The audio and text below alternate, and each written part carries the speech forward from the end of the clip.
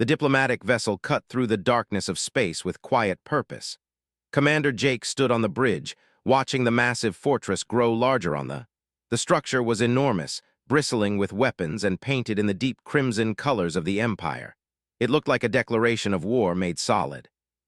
"We're being scanned, sir," Lieutenant Amy reported from her station. "Multiple targeting locks, they're not being subtle about it." Jake nodded. He expected nothing less.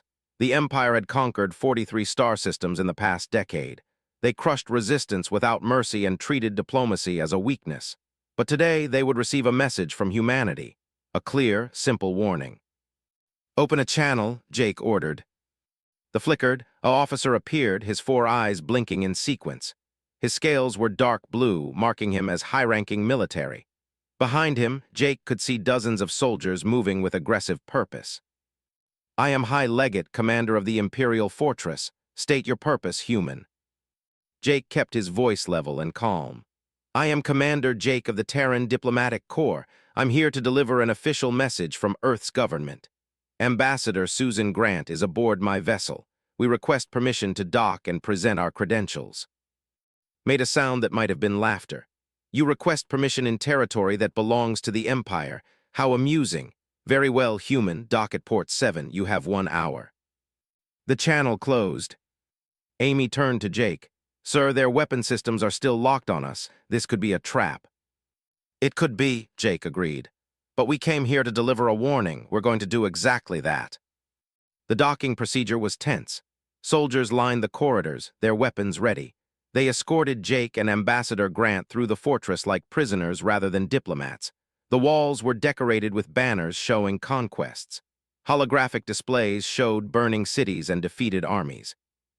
Ambassador Susan Grant walked beside Jake, her face calm despite the hostile atmosphere. She carried a data tablet containing humanity's official message. She had been a diplomat for 20 years and had faced down warlords, pirates, and tyrants. But they were different. They believed conquest was their destiny. They entered a massive hall. High Legate sat on a raised platform, surrounded by military advisors and decorated officers. The room was designed to intimidate. It worked on most species. "Speak your message, humans," commanded. "Then leave our territory." Susan stepped forward. She activated her tablet, and a holographic display appeared in the center of the room. It showed a 3-dimensional map of local space. "High Legate, I am Ambassador Susan Grant. I represent the Terran government and all human colonies in this sector. I'm here to clearly define our territorial boundaries and deliver a formal warning." Leaned forward, his eyes narrowing. "A warning? You dare to warn the Empire?" Susan's voice remained steady. "Yes, a warning. The territory marked in blue on this map represents human space. It includes 47 colony worlds and approximately 2 billion human citizens. These boundaries have been registered with the Galactic Council and are recognized under interstellar law." "The Empire does not recognize the authority of the Council," interrupted. "We take what we wish. We have done so for 1,000 years." "That is your choice," Susan replied. "But you need to understand the consequences of entering Terran space. We are a peaceful people. We prefer trade and cooperation over conflict. However, we will defend our territory and our citizens with absolute commitment." One of the advisors made a clicking sound of amusement. Others joined in, smiled, showing rows of sharp teeth. "You think you can stand against the Empire? We have fleets that number in the thousands. We have weapons that can crack planets. What do you have, human? A few colonies and delusions of strength." Jake spoke for the first time since entering the hall. "We have a clear warning system. We're providing you with detailed information about our defensive capabilities, our response protocols, and our rules of engagement. This information is being transmitted to your data networks right now. Every commander will have access to it." Susan expanded the holographic display. It showed graphs, tactical assessments, and detailed specifications. "Our defensive fleet is positioned at key points along the border. Any incursion into Terran space will be met with immediate response. We will not fire the first shot, but if you attack our colonies or our citizens, we will respond with overwhelming force." Stood up, his full height imposing. "Overwhelming force? You speak of things you cannot deliver. The Empire has crushed species far stronger than you. Your little colonies will burn like all the others." "That is your decision to make," Susan said quietly. But you cannot say you were not warned. Everything is documented. The territorial boundaries are clear.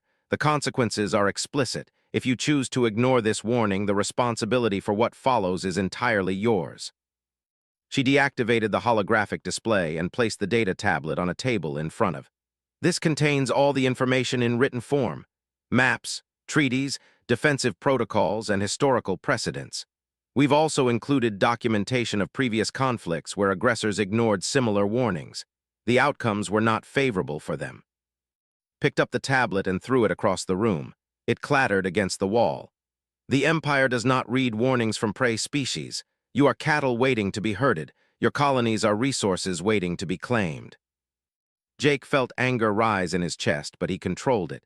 Getting emotional would serve no purpose. We've delivered the message as required by interstellar law. The warning is official and recorded. What you do with that information is your choice. My choice, repeated. He walked down from his platform and stood directly in front of Susan and Jake. My choice is to ignore your pathetic warning. My choice is to add your worlds to the Empire. My choice is to teach humanity the price of arrogance. Susan met his gaze without flinching. Then you make that choice with full knowledge of the consequences. History will record that humanity attempted peaceful resolution. We came here in good faith. We provided clear boundaries and fair warning. If war comes, it will be because the Empire chose it. War is already coming, human. The Empire expands. It is our nature and our right. Your colonies lie in our path. They will fall like all the others. Jake activated his communication device. Ambassador Grant and I are leaving now. Our vessel will depart space within the hour. The warning has been delivered and acknowledged. All further communications should go through official diplomatic channels. Waved a hand dismissively. There will be no further communications. There will only be conquest. The soldiers escorted them back to their ship. The walk seemed longer this time. Jake could feel the hostility radiating from every they passed. These were warriors who lived for combat. They saw diplomacy as weakness and peace as an opportunity for enemies to prepare. Back on the bridge, Amy had the engines ready. Sir, we're cleared for departure. Should I engage the moment we're outside their weapons' range? No, Jake said. Standard departure procedures. We came here as diplomats. We'll leave the same way. As their vessel pulled away from the fortress, Susan stood beside Jake, watching the massive structure recede into the distance. They're not going to listen, she said quietly. They'll attack, probably within the month. I know, Jake replied, but now they can never claim ignorance. We gave them every chance. We were clear, direct, and fair. When they cross that border, they'll be doing it with full knowledge of what happens next. 3 weeks passed since the warning was delivered.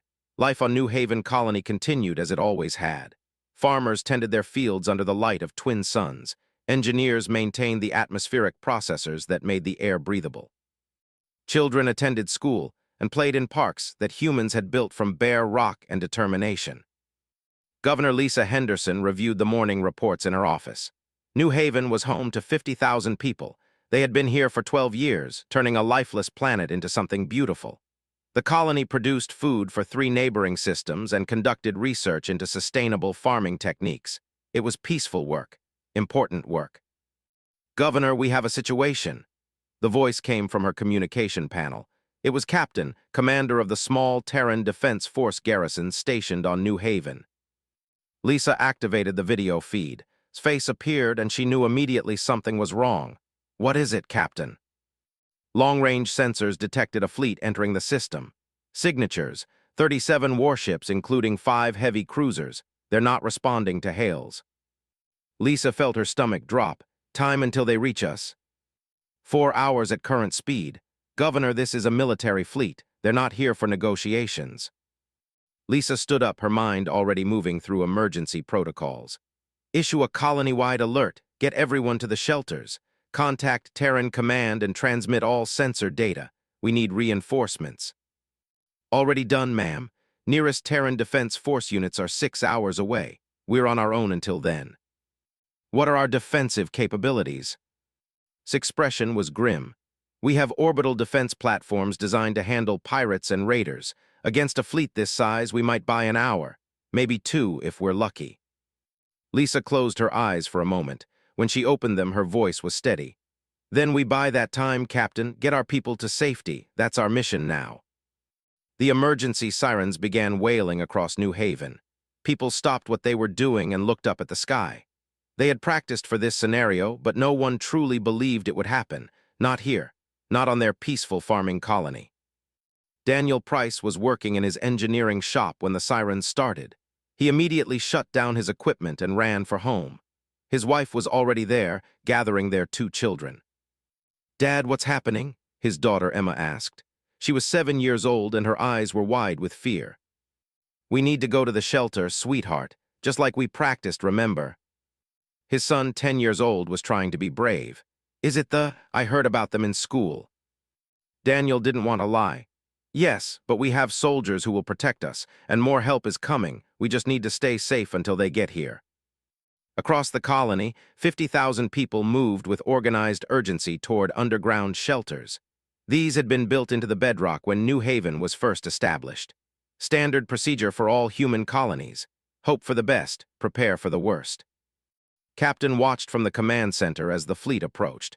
They had dropped out of faster-than-light travel at the system's edge and were now moving toward New Haven at speed. It was deliberate, meant to create fear and force surrender. "Sir, we're receiving a transmission from the fleet," his communications officer reported. "Put it through." A commander appeared on the screen. His scales were marked with battle scars and his eyes held no mercy. "I am Fleet Commander of the Empire. This world now belongs to us. Surrender immediately and your deaths will be quick." His voice was cold.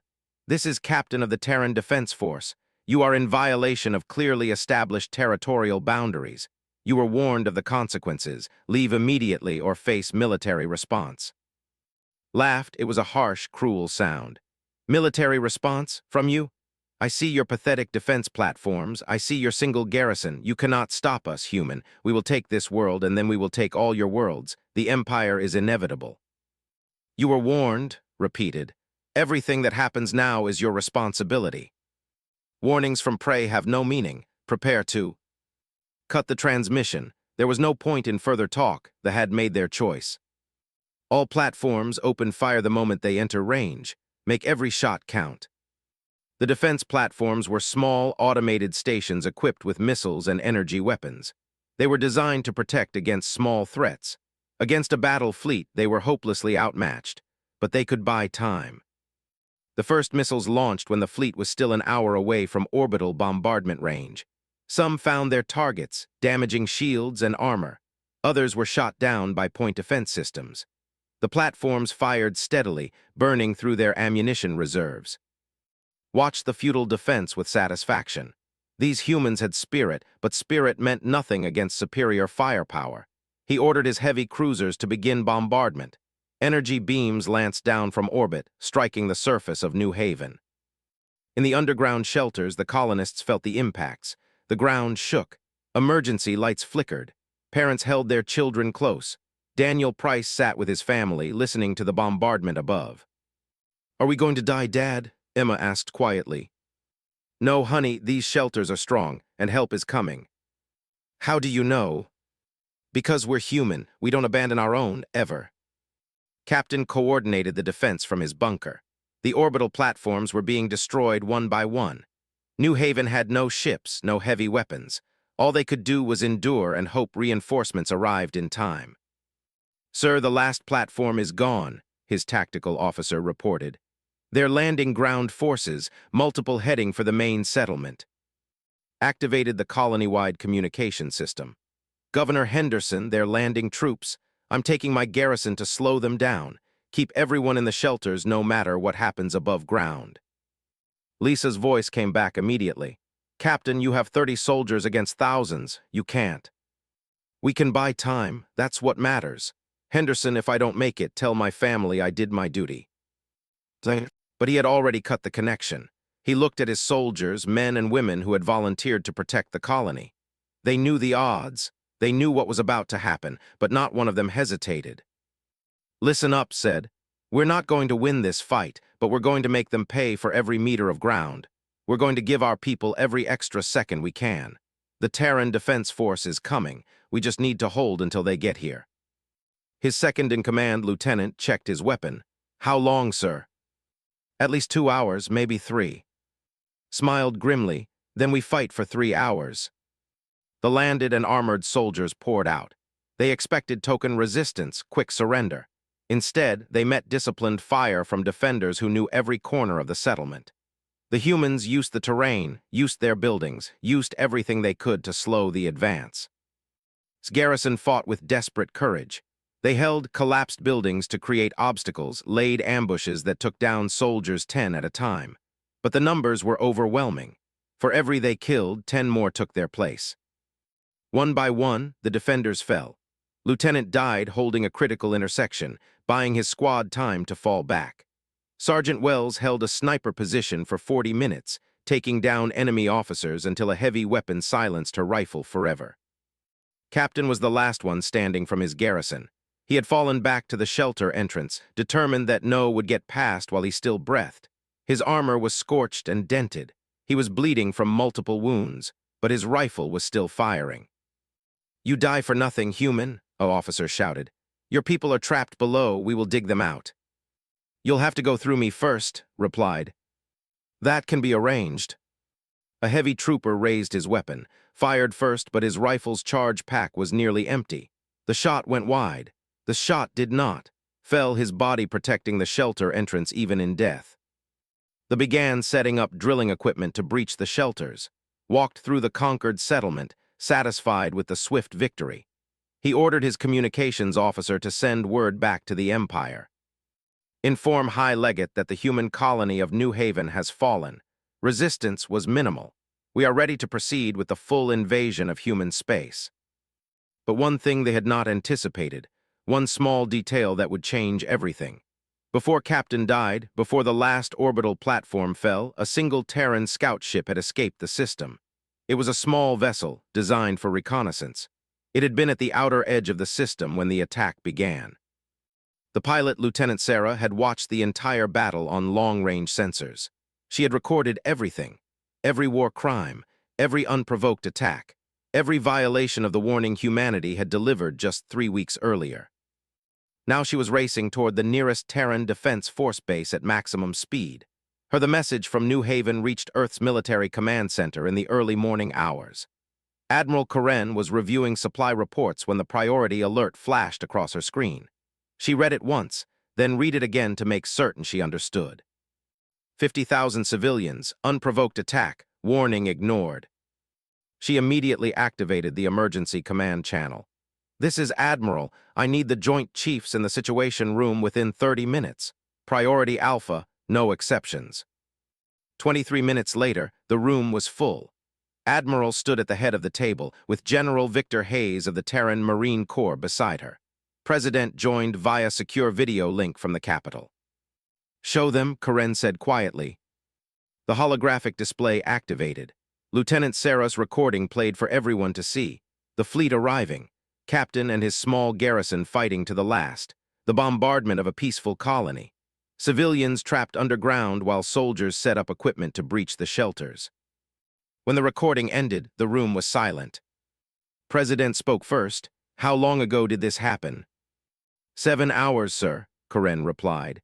"We estimate the colonists can survive in the shelters for another 72 hours if the life support holds. After that..." She didn't need to finish the sentence. "What's the status of our forces in that sector?"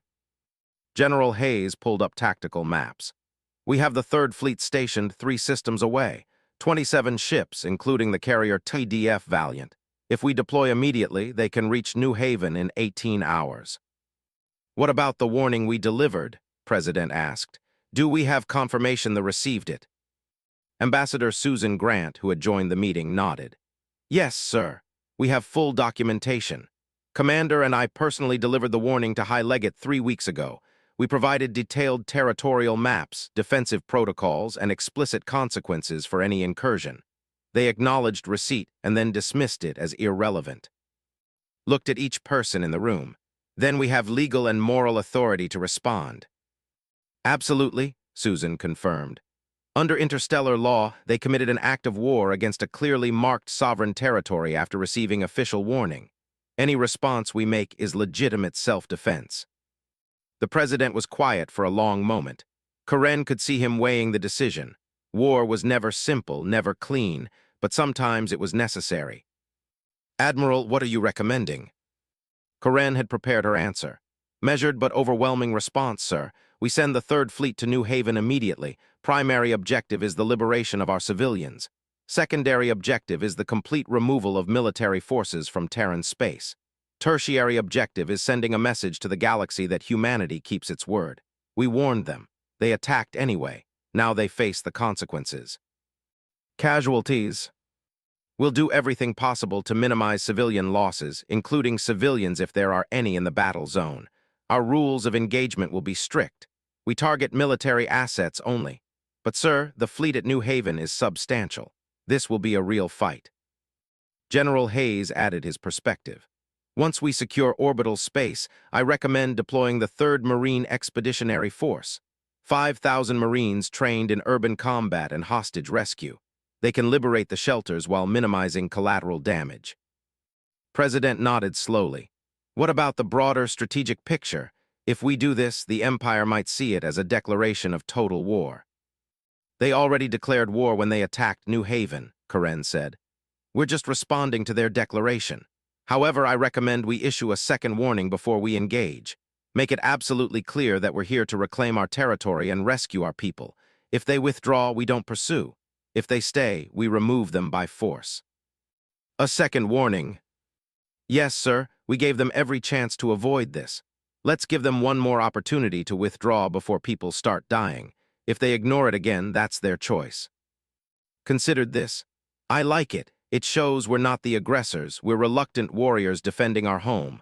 Ambassador Grant, can you prepare the warning text?" "Already done, sir." Susan transmitted a document to everyone's screens. "Short, clear, and direct. No room for misinterpretation." Karen read it quickly. It was perfect. Professional without being cold, firm without being vengeful. It reminded thee of the original warning and gave them one final chance to avoid bloodshed. "Mr. President, I need authorization to deploy the fleet," Karen said. Looked directly into the camera. "You have it, Admiral. Bring our people home, and make certain the galaxy understands that humanity's warnings are not empty words." The transmission ended. Karen turned to her staff. "Lieutenant Martin, open a channel to the Third Fleet. I want every ship ready to move within the hour." Lieutenant Sophie Martin worked her console rapidly. "Channel open, Admiral." Karen activated her command authority. "This is Admiral to all ships of the Third Fleet. We have a situation at New Haven Colony. Forces have attacked our civilians after ignoring clearly delivered warnings. We are deploying immediately for rescue and liberation operations. All ships prepare for combat deployment. Rules of engagement will follow. This is not a drill. This is war." Across 3 star systems, Terran Defense Force crews scrambled to their stations. The carrier TDF Valiant powered up its main drives. Destroyers ran final weapons checks. Support vessels loaded additional medical supplies. Every ship in the Third Fleet had one mission now: save the colonists of New Haven. On the Valiant's bridge, Captain Cole received his orders directly from Admiral. "Captain, you'll be carrying me to New Haven. I'm taking direct command of this operation." "Understood, Admiral. We'll be ready to depart in 45 minutes. "Make it 30. "Yes, ma'am." General Hayes was coordinating the Marine deployment. He contacted Major Lewis, commander of the 3rd Marine Expeditionary Forces Strike Battalion. "Major Lewis, you're going to New Haven. Primary mission is hostage rescue. 50,000 civilians trapped in underground shelters. Ground forces are attempting to breach the shelters. You stop them." "How many troops, sir?" asked. "Current estimates put it at 3,000, possibly more. They've fortified the main settlement." "My battalion can handle it, sir. When do we deploy?" "You're boarding assault carriers in 1 hour. You'll drop the moment Admiral secures orbital space." Smiled. It was not a pleasant expression. "Those are going to learn why you don't mess with human civilians, sir." "Make sure they learn that lesson thoroughly, Major." While the military prepared, Ambassador Susan Grant composed the second warning. She wanted every word to be precise. This message would be broadcast on all frequencies before the fleet engaged. It would be recorded for history. She wrote, "This is Ambassador Susan Grant of the Terran government. Forces at New Haven, you are ordered to cease all hostile actions immediately and withdraw from Terran space. You were warned 3 weeks ago that any incursion would be met with overwhelming military response. You chose to ignore that warning and attack a peaceful colony. Terran Defense Force ships are now en route to liberate New Haven. You have one final opportunity to leave peacefully. If you are still present when our fleet arrives, you will be removed by force. This is your last warning. She sent it to Admiral for approval. The response came back in seconds. Perfect. Transmitted immediately on all channels. The warning went out across the galaxy. Every ship, every station, every listening post heard it. The Empire heard it. High Legate heard it and laughed. They send warnings and more warnings, he told his officers. They are weak. They hope we will fear their words, but words cannot stop warships. Words cannot prevent conquest. Fleet Commander received the warning at New Haven. He read it and dismissed it just as quickly. The nearest human fleet is hours away. By the time they arrive, we will have breached the shelters and secured every human on this planet. They will be our hostages. The humans will not dare attack when we hold their civilians. But it made a critical error. He assumed humans thought like. He assumed they would value the lives of hostages above all else. He assumed wrong. Admiral stood on the bridge of the Valiant as the Third Fleet entered hyperspace. Around her, displays showed every ship in perfect formation. These were her people, her fleet, and they were going to war with full knowledge of the risks. ETA to New Haven, she asked. 17 hours, 40 minutes, Admiral, the navigation officer replied. Karen nodded.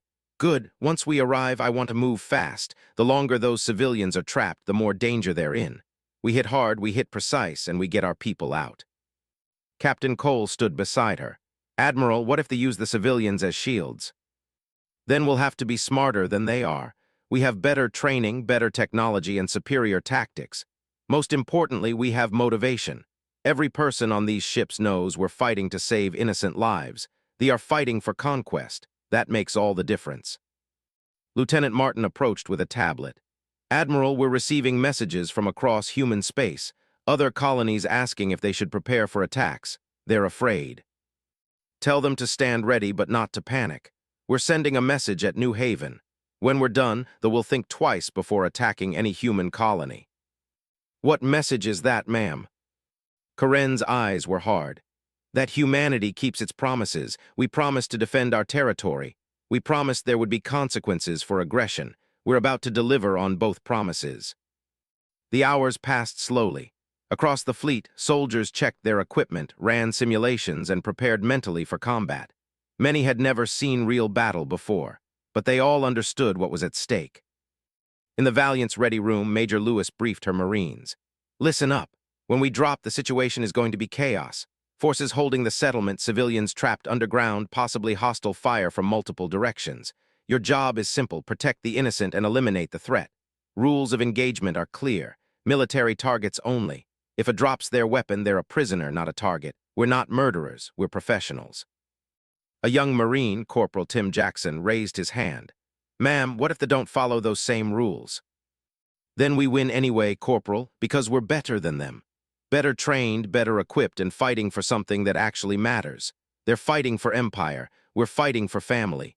Never underestimate the power of that difference. The Marines nodded. They understood. On Earth, President addressed the public. He explained the situation at New Haven, showed the evidence of aggression, and reminded everyone of the warning that had been ignored. His message was broadcast across all human worlds. We did not choose this war, he said. We tried diplomacy. We tried clear communication. We gave them the Third Fleet dropped out of hyperspace at the edge of the New Haven system with precision timing. 27 ships appeared in perfect formation, their sensors already scanning for targets. Admiral Karen stood on the bridge of the Valiant, watching the tactical display update with enemy positions. Fleet composition, she asked. 37 combat vessels, Admiral, the tactical officer reported. 5 heavy cruisers, 12 destroyers, 20 light frigates. They're in high orbit over New Haven. Ground forces are still trying to breach the civilian shelters. Karen nodded. They had numbers, but they were scattered and unprepared. Her fleet had surprise, coordination, and superior training. Time until they detect us. They already have, ma'am. Multiple ships are breaking orbit and moving to intercept. Good, open a final channel to the commander. Let's give them one last chance. Lieutenant Sophie Martin established the connection. Fleet Commander appeared on the screen, his expression a mix of surprise and anger. I am Admiral Karen of the Terran Defense Force. You are in violation of clearly established territorial boundaries. This is your final opportunity to withdraw peacefully. Leave New Haven immediately, and there will be no further conflict. Bared his teeth. You think you can threaten me, human? We hold your civilians. We have them trapped below ground. If you attack, we will kill them all. Karen's voice remained calm. You were warned of the consequences. You chose to ignore those warnings. Now you face the reality of your choices, withdraw or be removed. You have 5 minutes to decide. 5 minutes? I will give you 5 seconds to surrender your fleet. We outnumber you. We have superior firepower. You cannot win. 4 minutes and 50 seconds remaining. Cut the transmission in rage. He immediately ordered his fleet to attack positions. All ships prepare to engage. Show these humans what happens when they challenge the Empire. On the Valiant, Karen watched the ships begin their approach. They moved in a standard formation, textbook tactics that had worked against dozens of other species. But humans had studied those tactics, had prepared for them. All ships execute pattern Delta. Fighter wings launch on my mark. Across the fleet, launch bays opened. Hundreds of small, agile fighters poured out like a swarm of angry wasps. Each was piloted by a human who had trained for years in space combat. They moved in coordinated groups, their formations shifting and adapting in real time. The fleet opened fire first. Energy beams and missiles raced across the space between the two forces. But the human ships were already moving, their paths calculated by advanced tactical computers and adjusted by skilled crews. Most of the fire missed completely. The human response was different. Each shot was carefully aimed, taking into account the target's movement, shields, and weak points. Missiles tracked their targets with relentless precision. Energy weapons struck exactly where they were meant to. First contact in 3, 2, 1. The battle began in earnest. Human fighters swarmed around the larger ships, their weapons finding gaps in the enemy's defenses. The point defense systems tried to track the fast-moving targets but couldn't keep up. Fighter after fighter made attack runs, weakening shields and damaging critical systems. Meanwhile, the Terran destroyers engaged the heavy cruisers. The human ships were smaller but faster, darting in to deliver precise strikes before retreating out of range. The commanders grew frustrated as their superior firepower kept missing its targets. Enemy heavy cruiser Shield 7 is breaking formation, the tactical officer reported. Their shield generators are failing. Task Force 3, concentrate fire on that cruiser. Disable it but avoid destruction if possible. 3 human destroyers focused their weapons on the wounded ship. Energy beams carved through weakened shields and struck the cruiser's engines. The massive ship went dead in space, powerless but intact. Broadcast on all frequencies, Karen ordered. Any crew that abandons their disabled ships will not be fired upon. We are not here for slaughter. We are here to reclaim our territory. Some ships continued fighting. Others began to hesitate. This was not how battles were supposed to go. The humans were supposed to be inferior, easy prey. Instead, they fought with a coordination and skill that was terrifying. Watched from his command ship as his fleet fell apart. In less than an hour, he had lost 8 ships with minimal damage to the human fleet. How was this possible? All ships fall back to defensive orbit over the colony, he ordered. Use the planet as cover. They won't risk hitting their own people. But Admiral had anticipated this move. Major Lewis, the enemy fleet is retreating to orbital positions. You have a window for planetary assault. Launch now. In the assault carriers, Major Lewis and her Marines were already strapped in. The ships dove toward New Haven's atmosphere, protected by fighter escorts that cleared a path through defensive fire. 2 minutes to drop zone, the pilot announced. Checked her weapon one final time. Around her, 500 Marines did the same. This was the first wave. 4 more waves would follow once they secured the landing zone. The assault carriers hit the atmosphere at maximum speed, their heat shields glowing orange. Anti-aircraft fire reached up from ground positions, but the human pilots weaved through it with practiced skill. At 5,000 feet, the carriers opened their doors. Go, go, go, shouted. Marines dropped from the carriers in powered armor suits, their descent controlled by jump jets. They hit the ground in a scattered pattern around the main settlement, exactly as planned. Immediately, they began moving toward predetermined objectives. Landed near what had been the colony's community center, soldiers were using it as a command post. She raised her rifle and advanced with her squad. "Contact front," Corporal Tim Jackson called out. Troops emerged from the building, weapons firing. The Marines took cover and returned fire with disciplined precision. Their armor absorbed hits that would have killed unprotected soldiers. Their weapons were designed for accuracy, not volume of fire. Targeted an officer barking orders. One shot dropped him. His troops hesitated, confused by the sudden loss of leadership. The Marines pressed forward. "Flash grenades," ordered. 3 grenades arced through the air and detonated with blinding light. Soldiers stumbled, temporarily blinded. The Marines rushed the building, clearing it room by room. Within minutes, the command post was secure. "Command post neutralized," reported, beginning search for shelter entrances. Across the settlement, similar scenes played out. Marine squads hit positions with overwhelming force, using superior tactics and equipment to win fights quickly. They had expected easy combat against inferior opponents. Instead, they faced professional soldiers who had trained for exactly this scenario. In the underground shelters, Daniel Price heard the sounds of battle above. Explosions, weapons fire, then something changed. The pattern of fire shifted. It became more controlled, more precise. "That's human weapons," someone said. "That's our military." Governor Henderson received a transmission on the emergency frequency. "Governor, this is Major Lewis, Terran Marines. We're here to get you out. Where are the shelter entrances?" Lisa nearly cried with relief. "Major, the main entrance is at coordinates 77 Alpha. They have drilling equipment set up there. Secondary entrance is at 92 Beta, but it's collapsed." "Understood. We're moving to 77 Alpha now. Hang tight, Governor. We're coming for you." Led her battalion toward the main shelter entrance. Engineers were working on massive drills designed to breach the reinforced doors. They were protected by 2 companies of infantry. "This is going to be tough," Corporal Jackson observed. "No, it's not," replied. "We have surprise, superior position, and motivation. They're between us and 50,000 civilians. That makes them the unluckiest soldiers in this entire system." She positioned her forces in a semicircle around the position. Snipers took up overwatch positions on nearby buildings. Heavy weapons teams set up to provide suppressing fire. When everything was ready, opened a channel to the commander on site. "Forces at the shelter entrance, this is Major Lewis, Terran Marines. You are surrounded and lay down your weapons and you will be treated as prisoners of war according to interstellar law. Refuse and you will be removed by force. You have 30 seconds. The commander responded with weapons fire. "Your choice," said quietly. "All units engage." The battle was brief and brutal. Marine snipers took down officers with precision shots. Heavy weapons destroyed the drilling equipment and the cover they were using.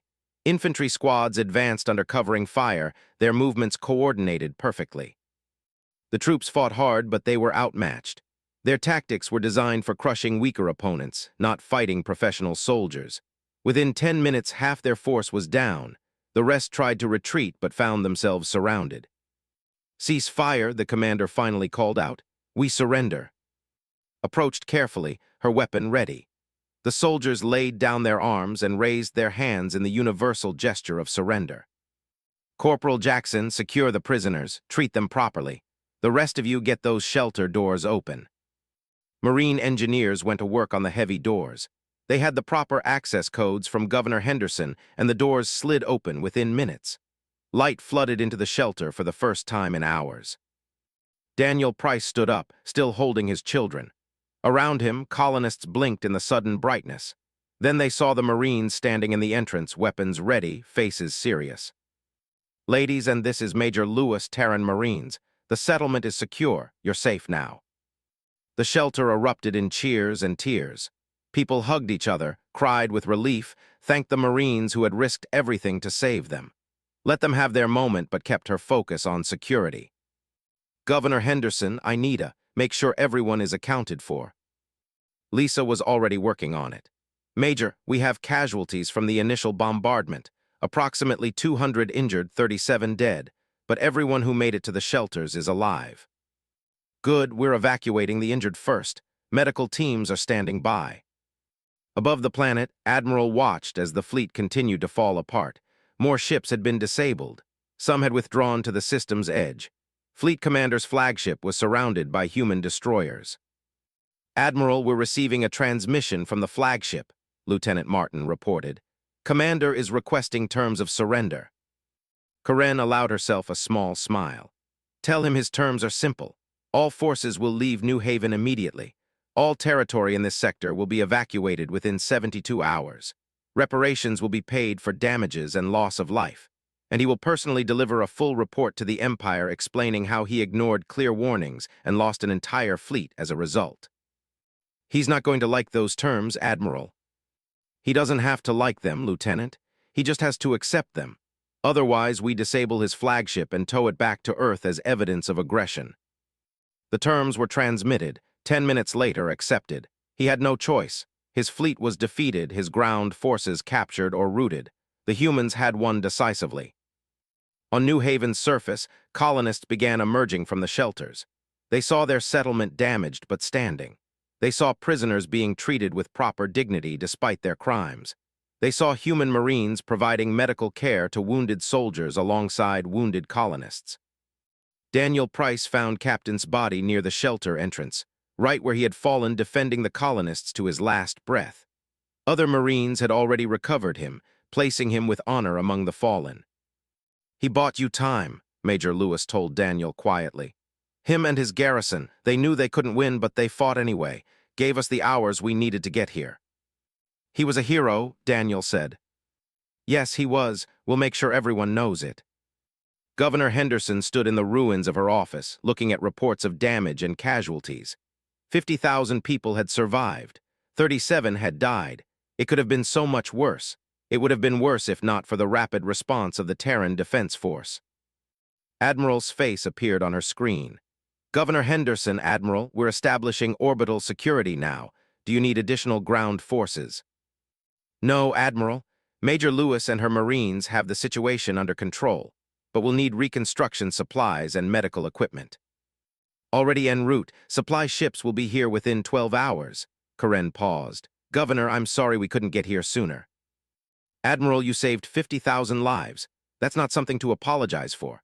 That's something to be pro. The Empire's capital world had not seen this kind of turmoil in centuries.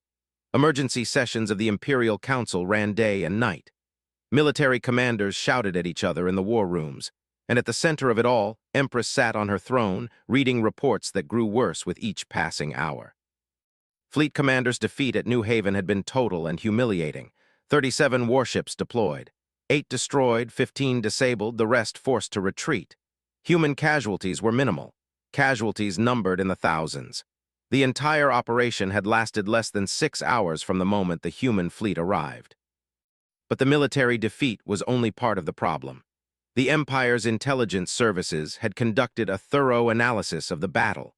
What they discovered was far more troubling than a single lost engagement. Your Majesty, Intelligence Director approached the throne with visible nervousness. We have completed our assessment of human military capabilities based on the New Haven engagement. Speak plainly, I have no patience for careful wording today. Swallowed, the humans deliberately limited their response, Majesty. Analysis of their fleet movements, weapons deployment, and tactical decisions indicates they used approximately 30% of their available force projection. They could have annihilated Fleet Commander's entire fleet in the first hour. Instead, they disabled ships and offered surrender terms. Empress leaned forward. Why would they do this? To send a message, Majesty. They wanted us to understand that they could have killed everyone, but chose not to.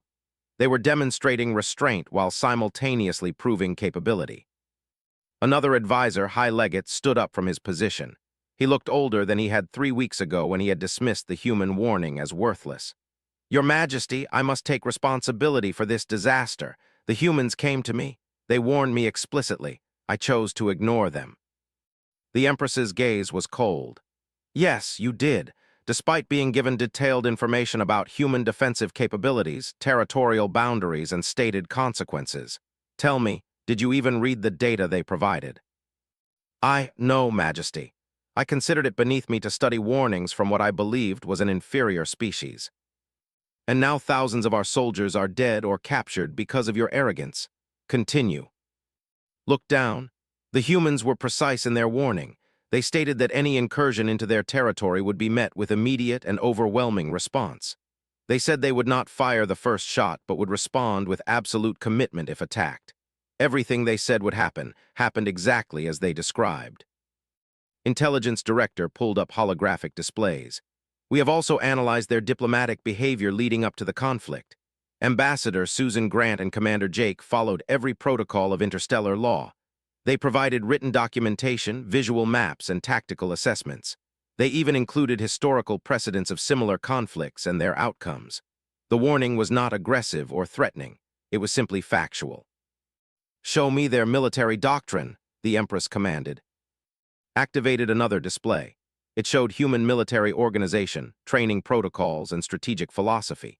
The humans maintain a defensive military structure, Majesty. Their fleets are positioned to protect their territory, not to project power into neighboring space. However, their individual ship capability is far beyond what we anticipated.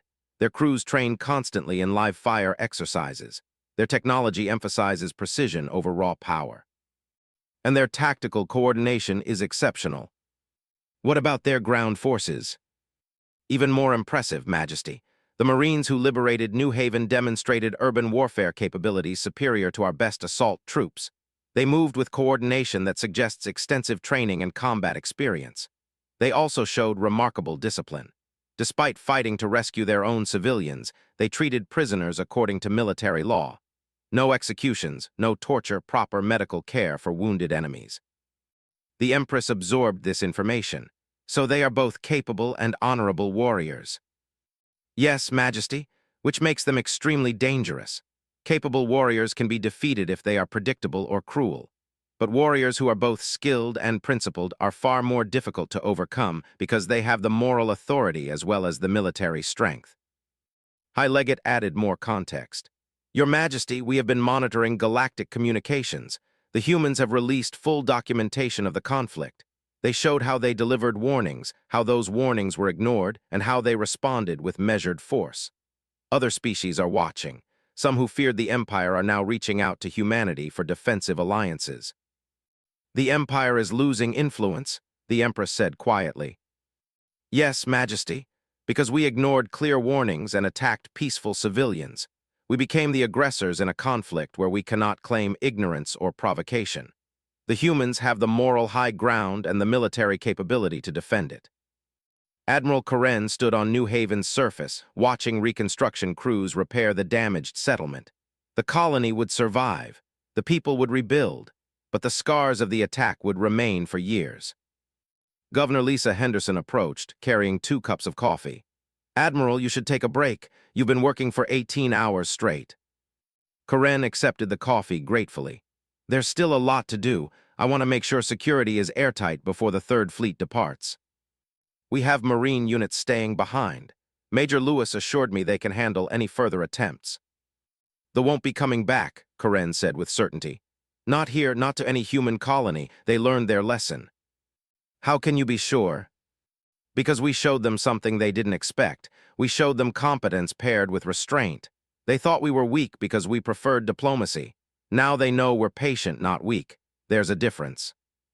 Lisa looked at the memorial being constructed for Captain and his fallen garrison. 37 colonists dead, 28 soldiers, all because they wouldn't listen. No, Karen corrected gently. All because they chose violence over peace.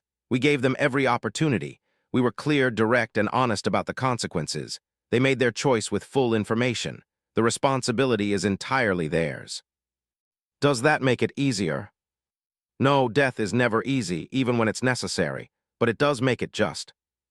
Back in space, Empress made her decision. She summoned Ambassador Susan Grant for a formal meeting. The human diplomat arrived on a small vessel, alone except for a minimal security detail. Even in the heart of enemy territory, she showed no fear. The Empress received her in the grand throne room, but without the usual military display. This was to be a private conversation between two leaders. Ambassador Grant, I have read the reports of the New Haven incident, all of them. Susan stood calmly. Your Majesty. You delivered a warning to High Legate 3 weeks before the attack. You were thorough, professional, and clear. Is this correct? Yes, Your Majesty. We provided detailed documentation of territorial boundaries, defensive capabilities, and consequences for any violation. We followed all protocols of interstellar law. And my officer dismissed you with contempt. He did, Your Majesty. But we delivered the warning anyway because it was the right thing to do. We wanted to give the Empire every opportunity to avoid conflict. The Empress studied the human carefully. You are not afraid, even here in my throne room surrounded by my guards. Fear would serve no purpose, Your Majesty. I'm here as a representative of my government. If you meant me harm, fear wouldn't protect me. If you mean to negotiate in good faith, fear would only hinder productive conversation. You speak like someone who has faced down many threats. I've been a diplomat for 20 years, Your Majesty. I've learned that honest communication is more powerful than any weapon. Made a decision. I am prepared to offer formal peace terms, complete withdrawal from all disputed territories, recognition of human sovereignty over all claimed space, reparations for damages to New Haven including reconstruction costs and compensation for families of the dead, and a formal apology from the Empire for initiating unprovoked aggression. Susan showed no surprise. Those terms are acceptable, Your Majesty, but I would add one more condition. Which is, the Empire will establish formal diplomatic relations with humanity, not just a peace treaty, but actual ongoing communication. Embassies, trade agreements, cultural exchanges. We don't want to be enemies. We want to be neighbors who respect each other's boundaries. The Empress considered this. You offer friendship after we attacked you. We offer the opportunity for friendship, Your Majesty. What you do with that opportunity is up to you. But yes, we believe peaceful coexistence is better than permanent hostility. Why? Because holding grudges is exhausting and counterproductive. You made a mistake. You paid for it. Now we can either spend decades in Cold War tension or we can move forward and build something better. We prefer the second option. Stood from her throne and walked down to meet Susan at eye level. Your people are strange, Ambassador. Most species we have conquered responded with either terror or rage. You respond with military precision followed by an offer of peace. We're practical, Your Majesty. War is sometimes necessary, but it should never be the goal. The goal should always be peace, security, and prosperity. War is just an unfortunate tool sometimes needed to achieve those goals. High Legate will be stripped of rank and exiled, the Empress said. He will serve as a reminder to all officers that ignoring clear warnings leads to disgrace. That is an internal matter for the Empire, Your Majesty. We don't seek revenge against individuals. Perhaps you should cost you lives. Will live with the knowledge that his arrogance led to the deaths of his own soldiers and innocent civilians. That's a harsher punishment than anything we could impose. The peace treaty was signed 3 days later. The ceremony was broadcast across the galaxy. Empress and President stood together, witnessed by representatives from dozens of other civilizations. The Empire formally recognizes all human territorial claims, stated. We offer our deepest regret for the unprovoked attack on New Haven Colony. We commit to peaceful relations and mutual respect going forward. President responded with equal formality. The Terran government accepts the Empire's commitment to peace. We look forward to productive diplomatic and economic relations. We believe that former enemies can become future partners if both sides are willing to learn from the past and build toward the future. On New Haven, colonists gathered to watch the ceremony. Daniel Price stood with his children, holding them close. Remember this, he told them. Remember that your mother and I chose to come here to build something new. Remember that when bad people attacked, good people came to save us. And remember that even after the fighting, we chose peace over revenge. Why did we choose peace, Dad? Emma asked. Because peace is what we wanted all along, sweetheart. The fighting was just what we had to do when peace wasn't possible. But the moment peace became possible again, we took it. That's what it means to be human. Admiral Karen returned to Earth to a hero's welcome, but she deflected the praise. We did our job, she told reporters. We protected our citizens, we enforced our stated boundaries, we responded to aggression with measured force. That's not heroism, that's professionalism. But you defeated a numerically superior force with minimal casualties, one reporter pressed. We had better training, better tactics, and better motivation. We were fighting to protect innocent people. That gives you an edge that numbers can't overcome. But more importantly, we gave them every chance to avoid the fight. We warned them. We were clear about the consequences. When they chose violence anyway, we simply followed through on what we said we would do. What message does this send to other aggressive empires? Karen's expression became serious. It sends the message that humanity means what it says. When we draw a line and say, do not cross this, we mean it. When we warn that there will be consequences, we mean it. We prefer diplomacy, we prefer peace, but if forced to fight, we will do so with absolute commitment and professional competence. The choice is always theirs. Across the galaxy, species that had been quietly watching the expansion took note. Some reached out to humanity for defensive alliances. Others established formal boundaries and warning systems modeled on the Terran approach. A few aggressive empires quietly revised their expansion plans. The lesson was clear. Humanity had demonstrated both capability and restraint. They were dangerous when threatened but peaceful when respected. They gave clear warnings and followed through on stated consequences. They fought only when necessary and stopped the moment their objectives were achieved. It was a reputation built on consistent action, clear communication, and unwavering principle. High Legate spent his exile on a remote colony world. He had lost his rank, his position, and his honor. Every day he received reports of how the Empire was adapting to the new reality of human power. Every day he was reminded that he had been the one who ignored the warning.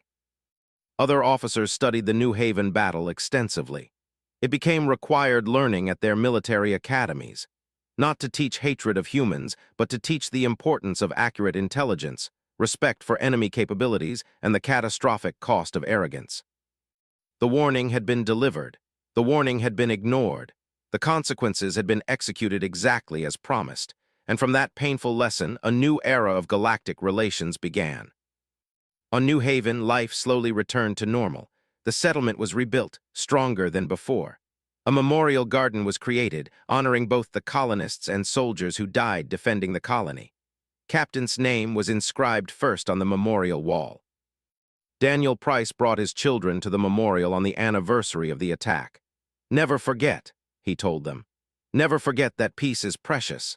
Never forget that sometimes good people have to fight to protect it. And never forget that even after the fighting ends, choosing peace again is the bravest thing of all. The galaxy had learned. Humanity kept its word. Warnings from Earth were not empty threats. And Trespass on Terran space brought inevitable doom, delivered with precision, professionalism, and a standing offer of peace for those wise enough to accept it. UDOV. The Third Fleet maintained position over New Haven for 3 days, ensuring all forces from the system. True to their word, they evacuated completely. Their fleet limped back to Imperial space, carrying the bitter taste of defeat. The galaxy watched and learned. Humanity had delivered a clear warning. The warning had been ignored, and humanity had responded exactly as they promised they would. Overwhelming force applied with precision and professionalism. No vengeance, no cruelty, just the cold execution of stated consequences. Other aggressive empires took note. Humanity's warnings were not empty threats. Opportunity to respect our sovereignty. They chose violence instead. Now we respond not with vengeance, but with justice. We will protect our people, we will defend our territory, and we will show the galaxy that humanity's word means something. The Third Fleet continued toward New Haven. In the shelters below the colony, Daniel Price held his children and waited. Governor Henderson coordinated with the remaining survivors, keeping hope alive. And somewhere in the darkness of space, human ships raced to save them. The warning had been delivered. The warning had been ignored. Now came the response. It was simple and devastating. New Haven is under attack. 50,000 civilians trapped underground. They ignored all warnings. They chose war. Please send everyone. The message reached Earth 5 hours after the attack began. It reached Admiral Karen 6 hours after that. And when she read the reports and saw the footage of ships bombarding a peaceful colony, her face became stone. The warning had been delivered. The warning had been ignored. Now humanity would respond. A lot of innocent people might die before this is over. Jake nodded. That's why we had to try, even when we knew it wouldn't work. Even when we knew they'd choose violence, we had to give them the chance to walk away. The diplomatic vessel entered hyperspace, carrying the crew back to human territory. Behind them on the fortress, High Legate was already planning his invasion. He had dismissed the human warning as the desperate bluff of a weak species. He had seen fear in the eyes of 1,000 conquered peoples. The humans would be no different. He was wrong.